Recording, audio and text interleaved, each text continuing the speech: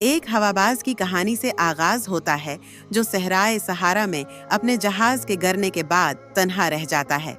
एक दिन वो एक छोटे से सुनहरे बालों वाले लड़के को देखता है जो उसे हुक्म देता है, मेरे लिए एक भीड़ बनाओ। हैरान मगर मुतजस्सिस होकर हवाबाज इस नन्हे शहजादे से बात करता है और उसकी कहानी सुनता है।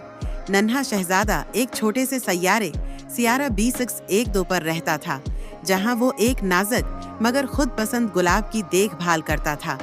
वह अपनी गुलाब की मोहब्बत में मुब्तला था, मगर जब उसे लगा कि वो उसे समझ नहीं सकता तो उसने दूसरे सैयारों की तरफ सफर किया।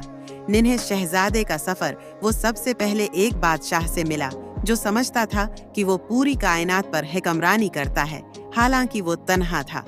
फिर उसकी मुलाकात एक मगरूर आदमी से हुई जो चाहता था कि हर कोई उसकी तारीफ करे। तीसरे सियारे पर एक शराबी मिला जो पीने की वजह ये बताता था कि वो अपनी शराब नौशी पर शर्मिंदा है। चौथे सियारे पर एक कारोबारी आदमी था जो सितारे गन कर उन्हें अपनी मुल्कियत समझता था। पांचवें सियारे पर एक चिराग जलाने वाला था जो हर लम्हे चिराग जलाता और बुझाता रहता था। छठे सियारे पर एक जोग्राफिया दान मिला जो किताबों में जगहों की तफसीलात लिखता था, मगर खुद कभी सफर नहीं करता था।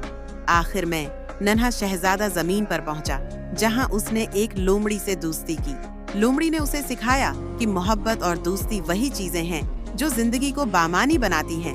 उसने कहा, दिल की आंख से ही सही तौर पर देखा जा सकता है। जो चीजें वाकई अहम होती हैं, वो आंखों से नजर नहीं आती। वापसी का फैसला जमीन पर कुछ वक्त गुजारने के बाद नन्हे शहजादे को एहसास हुआ कि उसका गुलाब मुनफरिद है, क्योंकि वो इससे मोहब्बत करता था। वो अपने सैयारे और अपने गुलाब के पास वापस जाने का फैसला करता है।